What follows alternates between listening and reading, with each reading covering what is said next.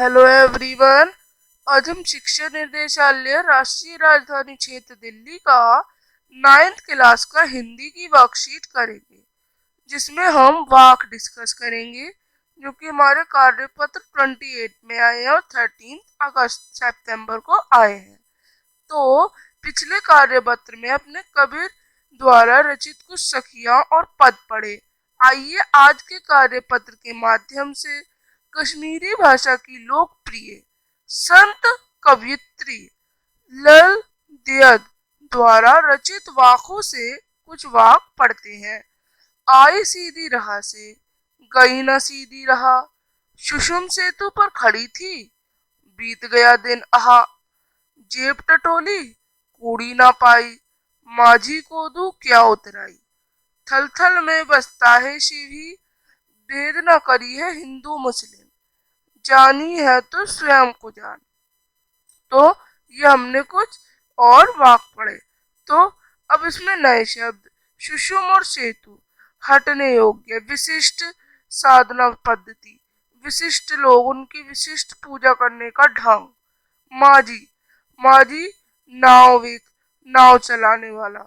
अब आगे, अब इस वाक के माध्यम से, जो ये वाक है इसके माध्यम से कवित्री कहना चाह रही हैं कि मैंने जीवन भर ईश्वर मिलन के लिए जिस मार्ग का चयन किया वह सही नहीं था, हठयोग था, अलग था।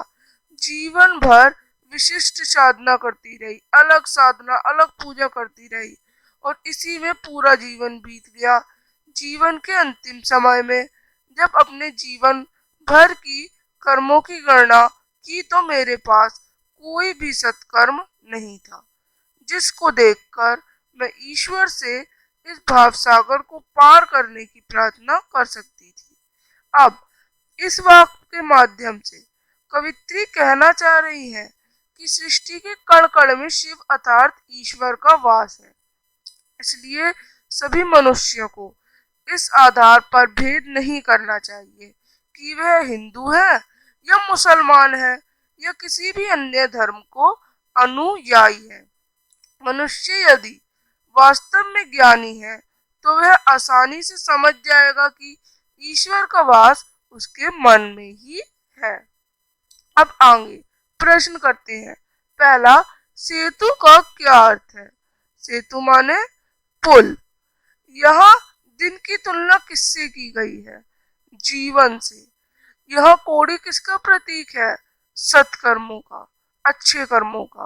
अब अगला, थल थल में बसता है शिव ही पंक्ति से कवित्री का क्या आशय है? इस पंक्ति से कवित्री हमें यह बताना चाहती है कि ईश्वर हर जगह विद्यमान है। ईश्वर जो है, इंसान ने स्वयं को, खुद को हिंदू मुस्लिम में बांट रखा है। मनुष्य ने ही ईश्वर की महिमा को नहीं पहचान पाए। अब स्वयं को जानने पर जोर क्यों दिया जा रहा है? मानव गलत कर्मों में फंसकर रह गया है।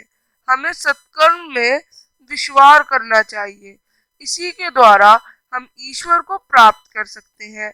हमें खुद ही जानना है कि हम किस राह पर चल रहे हैं। अब यहाँ पे वर्कशीट खत्म होती है। अब हम मिलेंगे नेक्स्ट वर्कशीट के साथ, तब तक के लिए बाय।